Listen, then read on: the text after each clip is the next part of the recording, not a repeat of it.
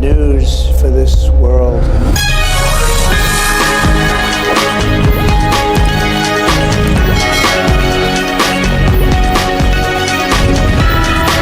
The prospect of a 30-day ceasefire between Ukraine and Russia was a glimmer of hope in the shadow of war. But just an hour after meeting with Donald Trump, Vladimir Putin destroyed this hope as Russian missiles and drones rained down on Ukraine.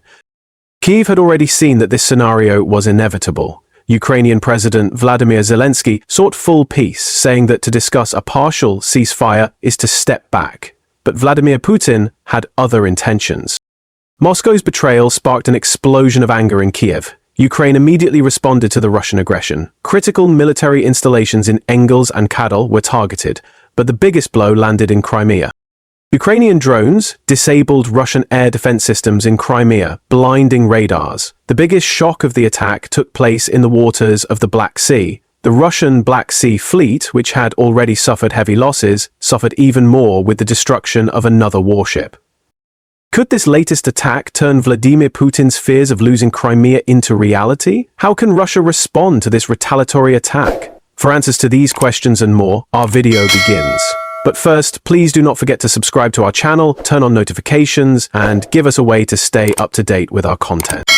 First, let us analyze the details of Ukraine's attacks on the Crimean Peninsula. Ukrainian Defense Intelligence kamikaze drones carried out a large-scale attack. About 24 Russian military installations in Crimea were targeted. The kamikaze drones used in the attack were equipped with an optical camera for more precise targeting and destruction of moving targets. Thanks to the drone's advanced equipment, Russia's air and naval assets were severely damaged.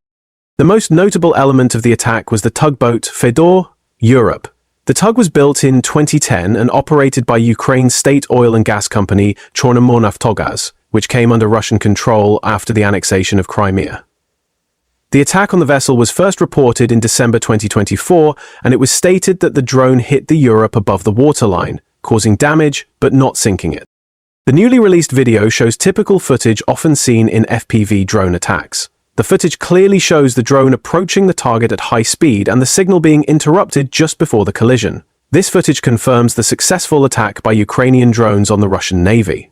A Russian tugboat was completely destroyed in the attack, while a transport and towing vessel of the C-4236 project was reportedly seriously damaged. The attack on the two Russian ships was carried out by naval drones Kabomura USVs, as the video released by Ukrainian intelligence clearly shows. The main intelligence directorate of Ukraine showed an excellent video compilation on the weakening of Russia's air defenses in Crimea.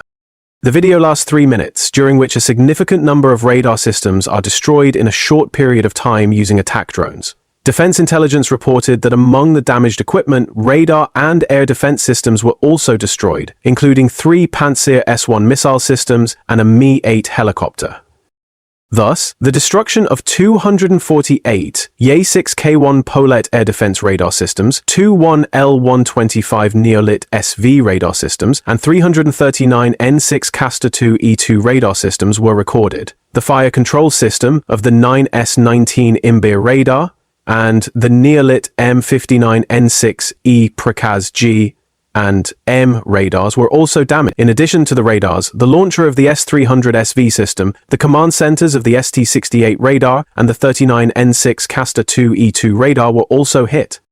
In total, 12 radar stations of various types were counted as destroyed. These stations were designed to control airspace at various altitudes, in particular to counter Ukrainian drones and cruise missiles. The total value of the destroyed equipment is estimated at over $500 million. The point here is not the monetary value, but rather that these objects would be extremely difficult for the Russians to restore. So why were radars targeted more in the attacks? Without radar, any air defense system would be blinded and unable to function effectively against enemy attacks. Therefore, when it is necessary to remove an air defense division from combat readiness, the attack is primarily directed not at the launchers, but at the radar station. That is why we see a large number of radars and a smaller number of anti-aircraft missile systems in the list of destroyed targets.